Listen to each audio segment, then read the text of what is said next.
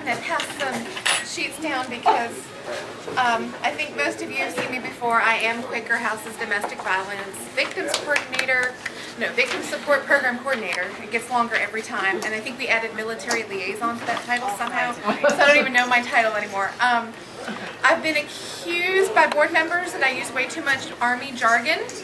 So I gave you some acronyms, but if I say an acronym that I didn't put on the list, please stop me. I'm sorry. It's just I'm used to using the Army jargon. I have previously talked about domestic violence before because obviously domestic violence is something that's important to me, eradicating it, bringing awareness to it, and especially within the military community as it's rising.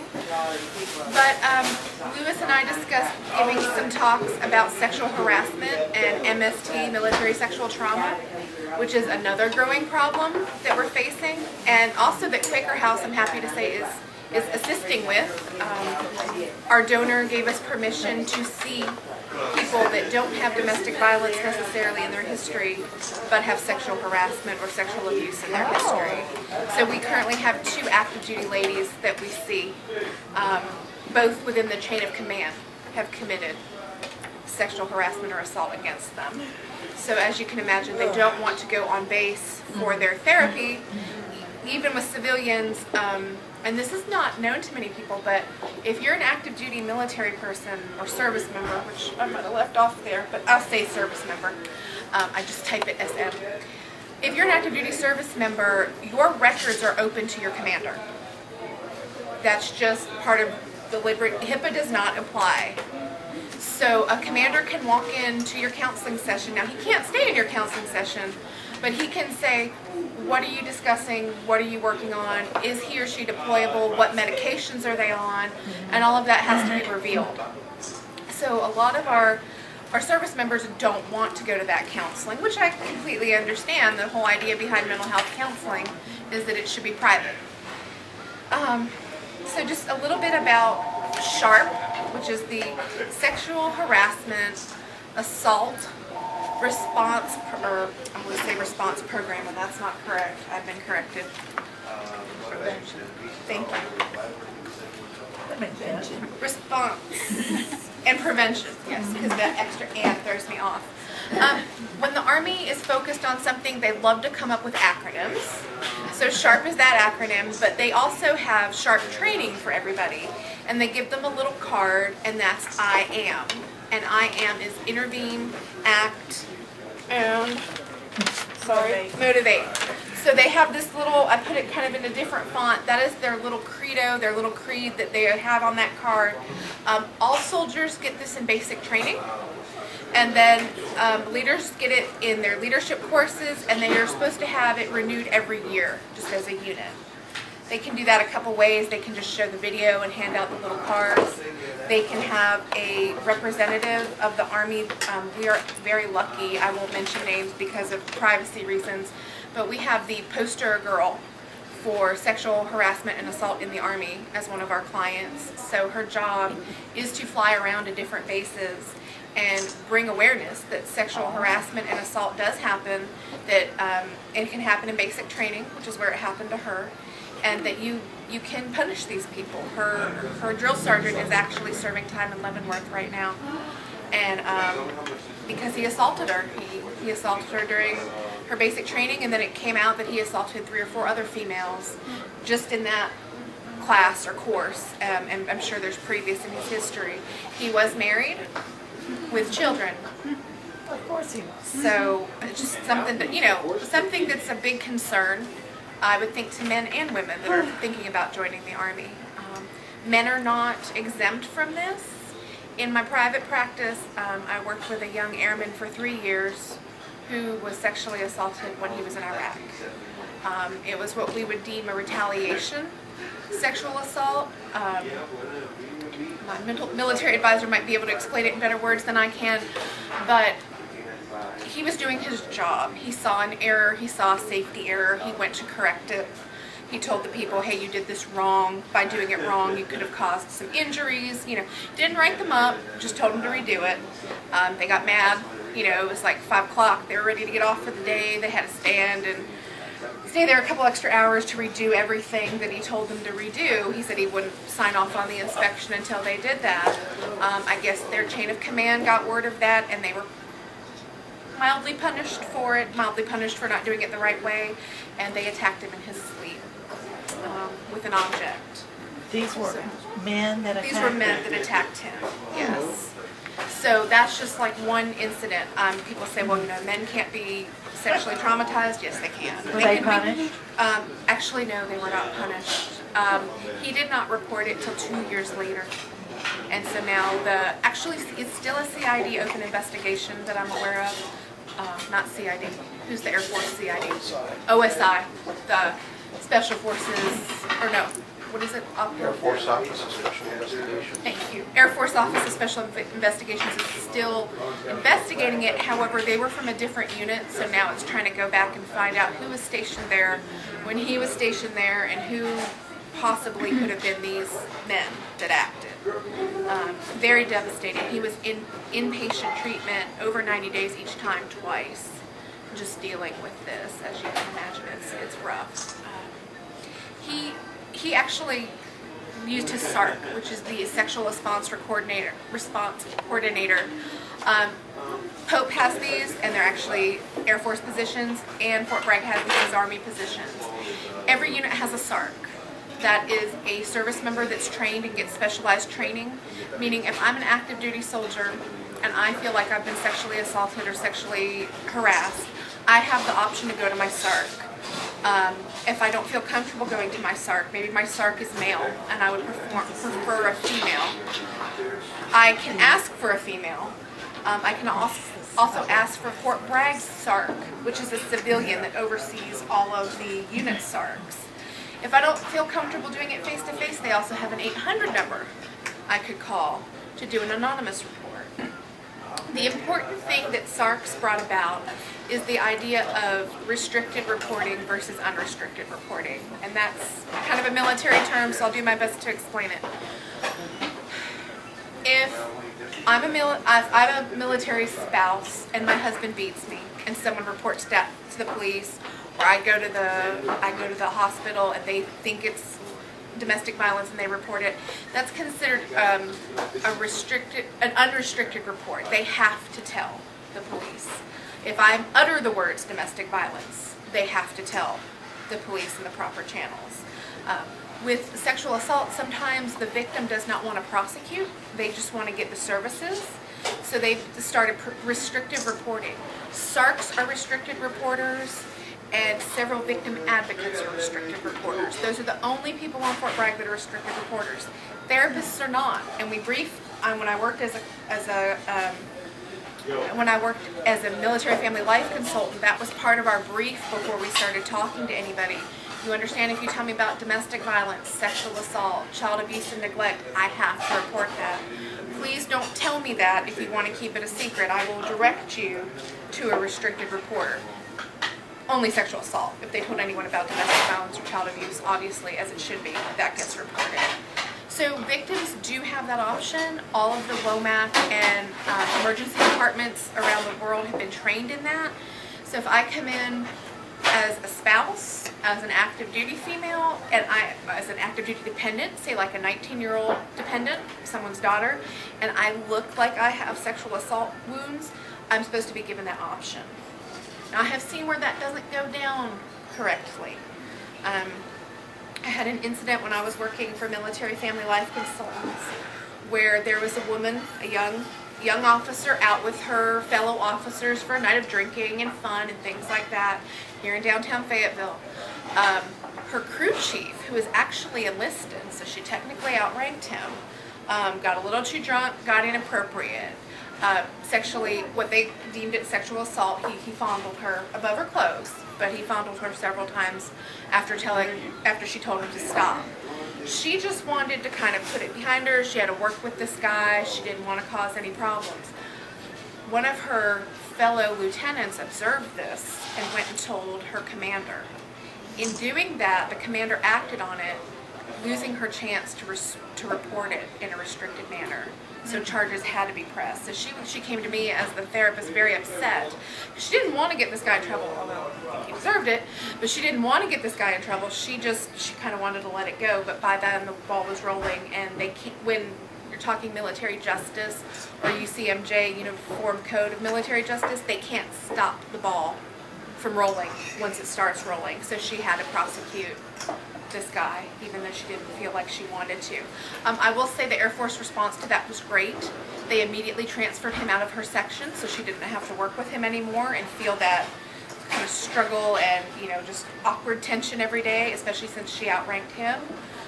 So I'm impressed with that. I will say, and I'm on camera, so I have to be careful how I say this, but just here at Pope, the Air Force response has usually been wonderful when it comes to SARCs. They have she was Lieutenant Colonel Smith. She's now retired. So Karen Smith is their SARC. She's a fully licensed therapist. She was in the Air Force for over 30 years, and she's really relatable, and she's a Christian-based counselor. So she has this very comforting kind of attitude and approach to her. My male MST victim felt great working with her. He didn't feel threatened. He really liked working with her. The last time I checked, which was about 8 months ago, the overall SARC at Fort Bragg was a male, which I can see the relatability there. If there's male MST going on, maybe you feel better talking about it to a male. Not usually, though. My MST victim that was male preferred females, female therapists, female doctors, female SARC. So it's really the preference of the service member or the dependent that gets assaulted. But they do try to accommodate. Like I said, if you have a male SARC in your unit, you can request a female SARC from a different unit. Or if you feel like, I don't want to use my SARC because they know the person that assaulted me, they can pull a SARC from a different unit that doesn't know you, doesn't know your assaulter. So the SHARP program was implemented about 2 years ago, and they really pushed it forth. The military tends to be reactive instead of proactive. All of this was coming to attention, so they quickly came up with SHARP and the acronyms and the IAM, started training all their senior leadership, their senior NCOs, their officers, and then it was supposed to trickle down to the soldiers. They have things called stand-down days. Stand-down days can be any kind of training. It can be suicide prevention training.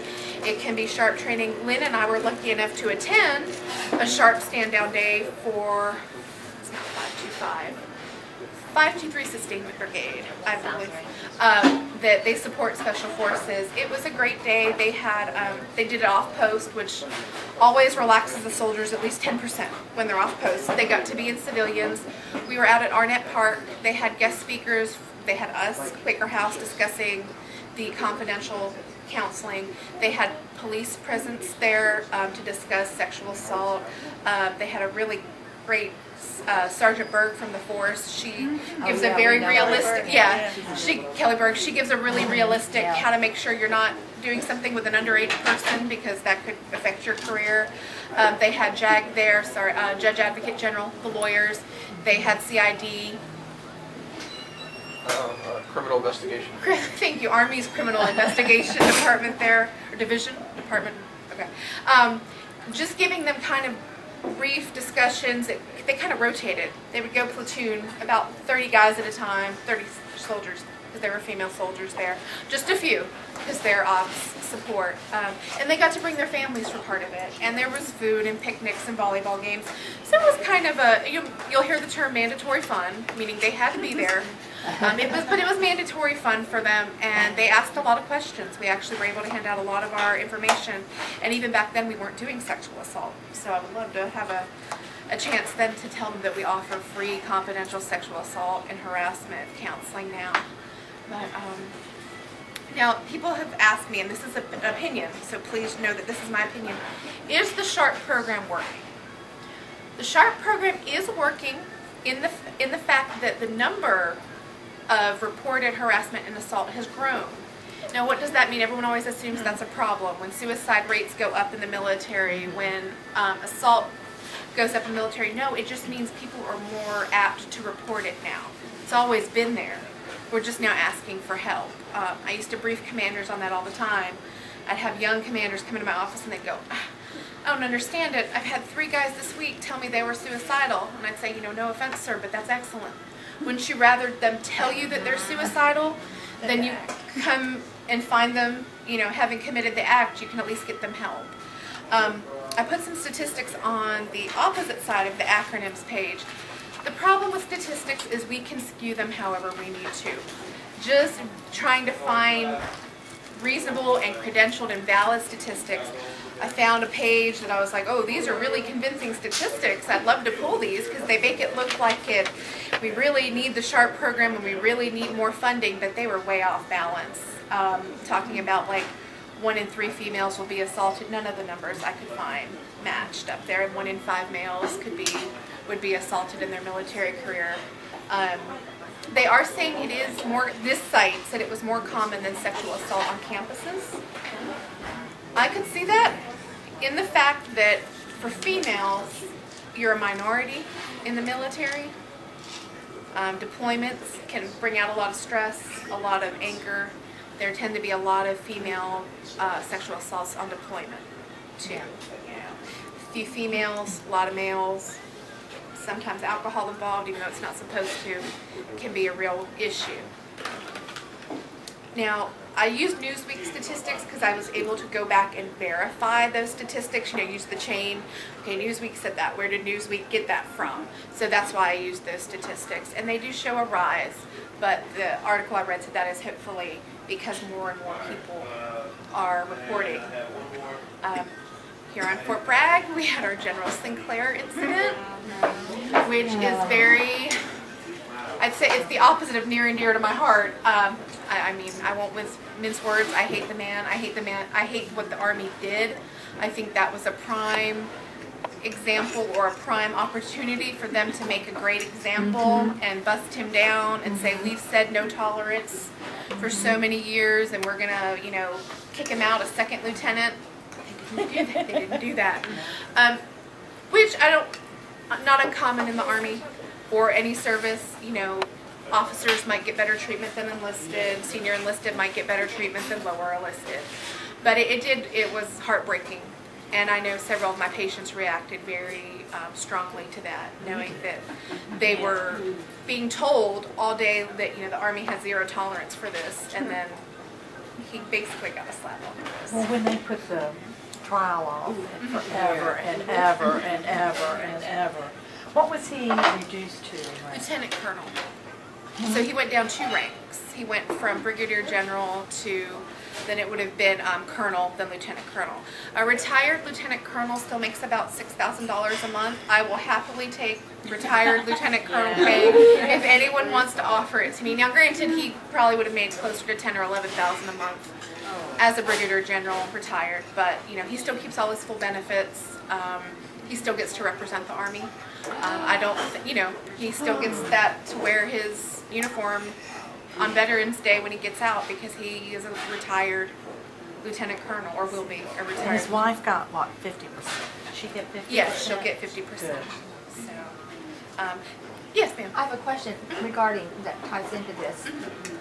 They're thinking about maybe changing that way where the perpetrator, I assume it's usually the guy if they're high up, they can give them a more harsh punishment, but yet assure the family of getting something that, more money, benefits. So that they don't lose the right, because like his wife that I know of didn't do anything wrong in this situation. Yeah. I could see that. I could see if they were able to strip him of his benefits, but let his wife and dependents Yes. retire. Oh, I would have liked that. That would be good. But they don't have that in place. Yeah, not yet. That would be good. Yeah. Because I didn't want him to get in. She's not divorcing. Yeah. Yeah, she's in Virginia, I Well, then she believe. can get half And of just, his well, retirement. as you know, I don't know if everyone knows and this is just info. Divorce is, so how the military calculates divorce. Say like my lovely husband and I were married for 20 years. All 20 years he was in active duty. Okay, he would get 50% of his pay. So we'll make it easy. We'll say he gets $1,000 a month because I'm not good at math.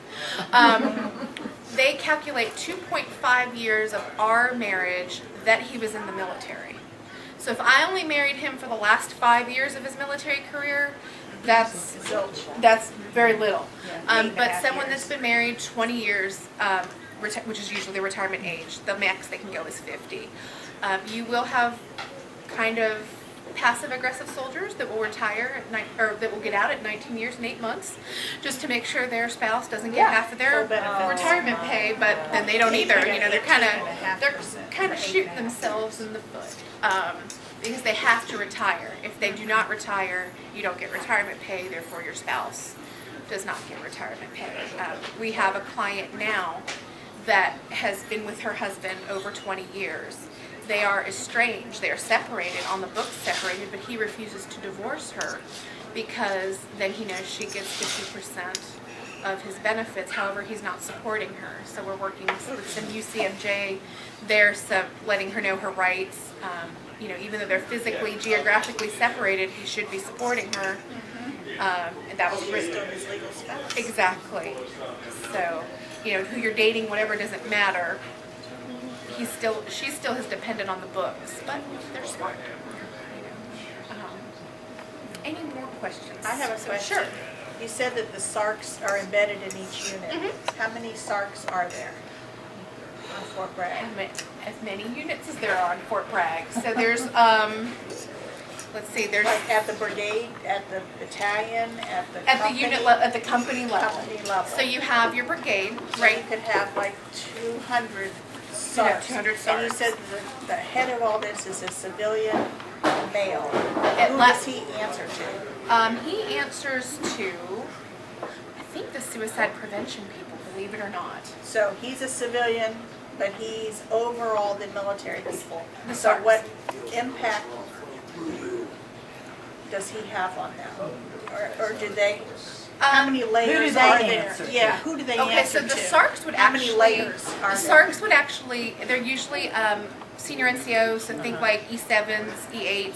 They would answer to their regular chain of command. Ah. So if there was an issue, the civilian And SARC could Go inform. out of their regular chain of command directly up to the civilian? Does that civilian have No, power to no, civilians never. investigate or anything like that? So maybe the SARCs do their job and maybe they don't. Correct. Correct. Because it still falls under chain of command. So, We've all lived in Fayetteville a long time. We know Right. how this works. How many SARCs per unit? one usually. And how many people in a unit? About 100.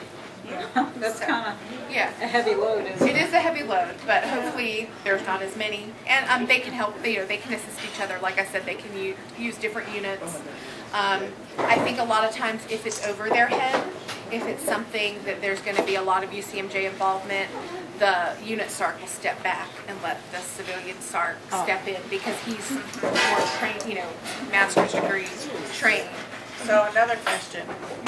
You said that the family advocates, some are unrestricted, you could go to them. Yes, Okay, they're civilians, yes. and who do they work for? They work for the Family Advocacy Program, which is- follows under Army Community Services. Oh. And that's civilian. That's all So do civilian. they have, I want to know who has power. If you meet a victim and you need to put them Right. in the right place, and they don't want to go through the military channels, want to make sure that they're put in the right stream Well, I so would they can get. tell you an instance that we have. I told you we have 2 active duty females coming to us for specifically sexual assault from their chain of command counseling. Both of them were told recently by their chain of command they cannot come to Quaker House. We are not military sponsored. They can't prove that they are really coming here. And one was informed that she was being followed to her appointments, but they were pleased to report she always seems to come to Quaker House when she says she will on Monday afternoon. I encourage both of them to immediately go to their SARCs and their victim advocate, their SARCs and their victim advocate. Get out of the chain of command.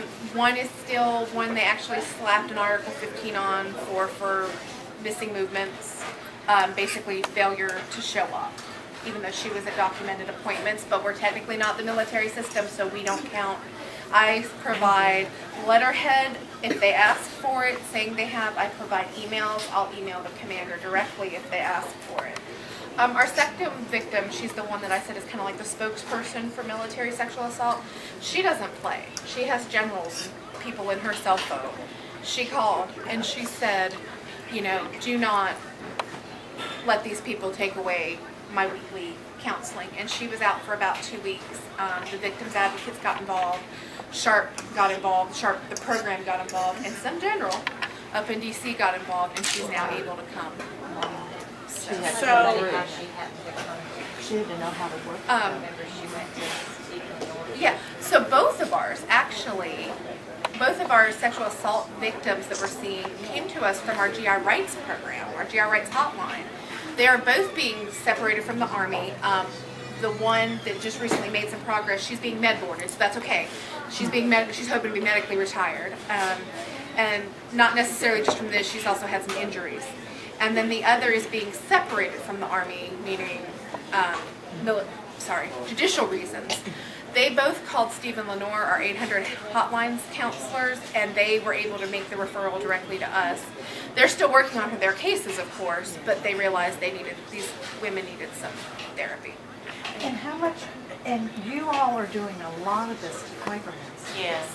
So you're no longer in the CO business as much as you are into this? It looks like it's coming, This is an addition. this is an addition? Because we got A grant? an anonymous donor Yeah. gave us the money to fund the domestic violence. But our counselors that do the GI Rights Hotline counseling are so thrilled to be able to tell the victims about They're Joanna. great. So it's kind of, we didn't really think of them as being working together, but they are definitely. And we at least got to meet. I got to meet Lenore. So Oh. we understand, and I've been able to give her some info, just because I know the regs from working on Fort Bragg so Yeah, long. but she's been a really good resource for Steve and Lenore because they don't know the military like Joanna knows the military, so that she's been able to help them with the counseling for the GI rights.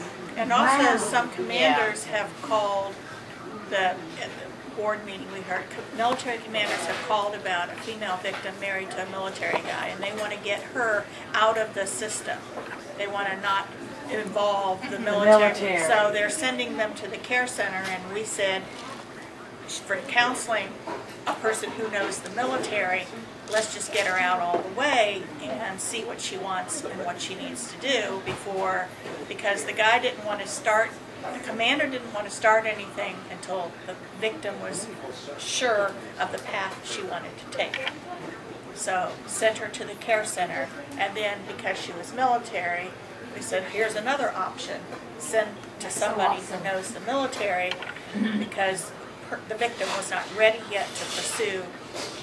Anyway, he wanted to stop that ball from rolling, Right, I and- guess, and give her some space. Anyway, yeah. And that particular woman was very unhappy with the counselor she was given on base. Yes. So she was very happy to find Joanna. The one assault victim, she was given a male counselor. I'm like, you can't. I know he's a civilian male, but you just can't do that.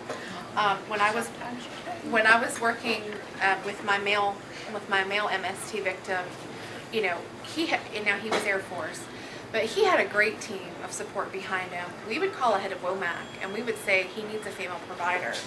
If he cannot be seen or touched or examined by a male, he will have a complete meltdown, and we're trying to prevent that. We were able to get him convalescent leave so that he could work in a different part of Pope where they're not in military uniforms, because the men that attacked him were in military uniforms at the time. So he associated he associated white males in the Air Force uniform as a threat. So they went out of his way to find a place where he could work in his PT uniform, and where people would be coming in and out in their PT uniform.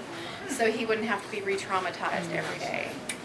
Is he still in the military? He has been med boarded out, Good, so for PTSD. good. Do the chaplains on post help at all? with Yes, they any do. of They this? actually go through SHARP training. Oh, good. They're not SARCs themselves, but they can assist SARCs. They can assist, I believe, actually, when was that? At the Domestic Violence Conference in October, so it's almost a year now, I was able to meet the Army SARC, the civilian, and he was a former chaplain. He was a retiring, so he was very easy to talk to. He knew the Army well.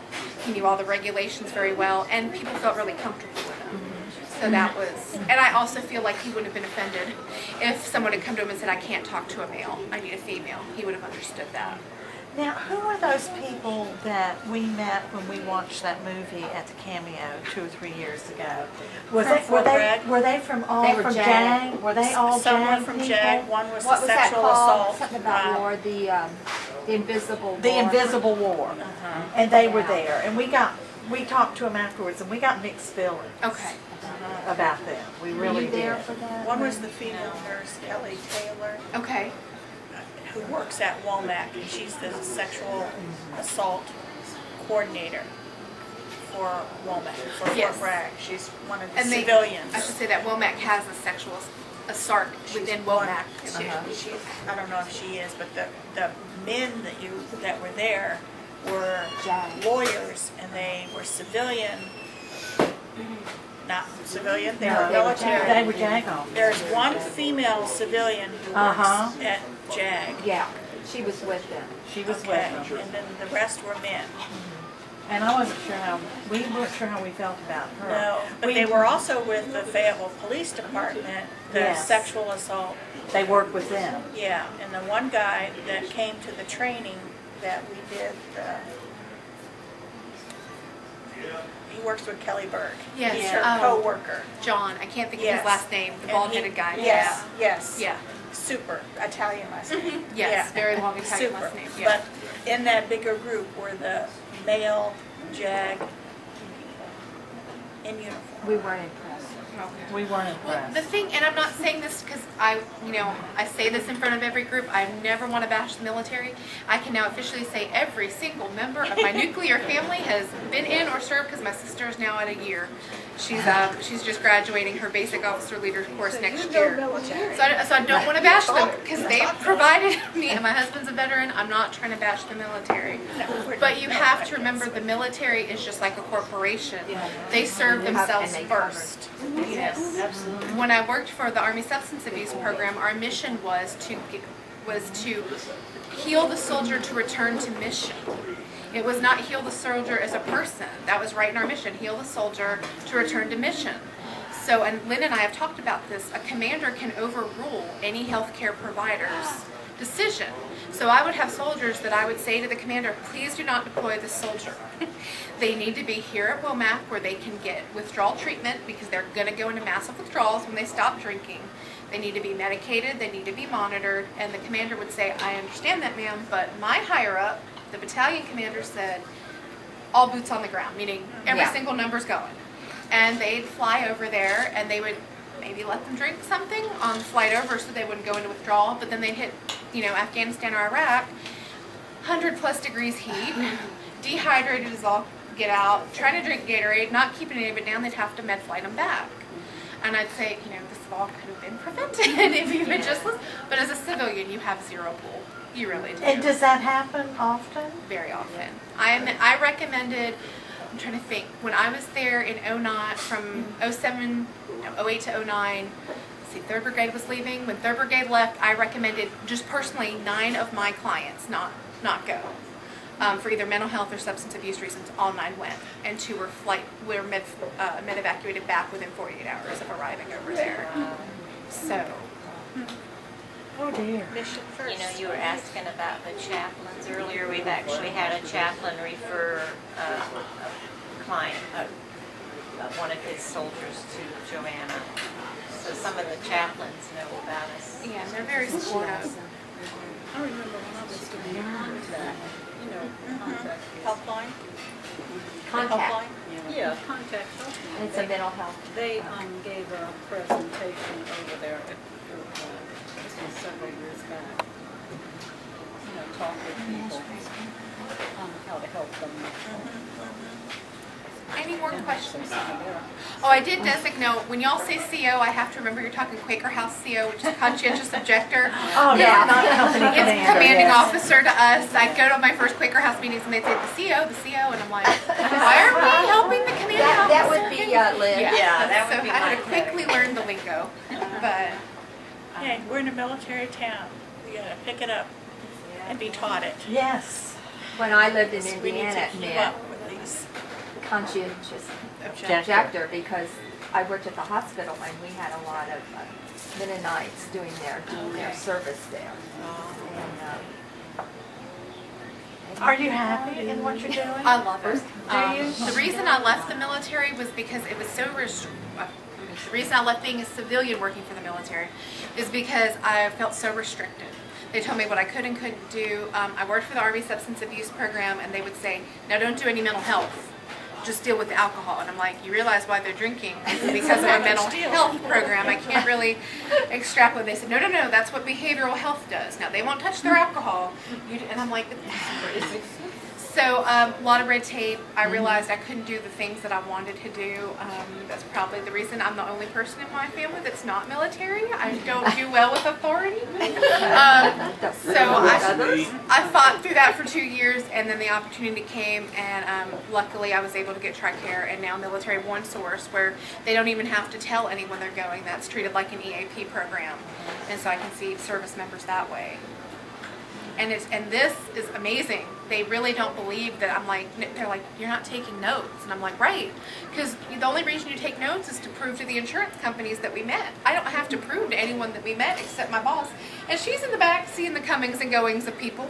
So she's not worried about what was said in here. She just wants to make sure I'm here every Monday doing my job. And they love the fact, they'll start to tell me their last name, or their, when they come in on active duty, they've got their last name right there. And I tell them, let's just go by first names. You can see why What a she's good such asset a to blessing. have. Oh my gosh, you're She's wonderful. Yeah. Does Buddy get to ever see them? Oh, Buddy That's the he main loves the coon attention. cat. He's He loves awesome. the attention. We have a couple that are afraid of cats, but we have others that just love cats. Buddy is so And Buddy can sense that. So. It's a therapy cat? He's our therapist. Yeah. She had a young boy. that she was seeing for a while, and he always looked for Buddy. Yeah, he'd say, "Can Buddy come to our session?" I'd say, "Sure, go find him." So now where do you do this at the Point? Lynn has been very generous. Lynn and Steve give up their house every Monday. Sometimes I'm in the back room, where there's like their living room, and sometimes in the very front meeting room. Okay. It just depends. We just tiptoe around. Whenever we see somebody coming, we run and hide so they Which won't they have don't to see have us. to. And then Lewis says he doesn't want to see anybody, so he can't be subpoenaed for anything. So Lewis hides for legal. Internal chemo nets before? I was wondering what the deal was. Lewis stays. But he's Locked in wonderful. A lot of times I have to run to him at the last second. Lewis, I need letterhead because I have to give this soldier And he a can do note, it. and he can do it in like 2 seconds. He's like, "Here's your letterhead." So. Get out of my office. Yeah. Don't come in there again, I'll lock the door. Well, thank you for what you're doing. Oh. You guys. I could listen to you. I know it. They're good. Oh. I'll put it a little.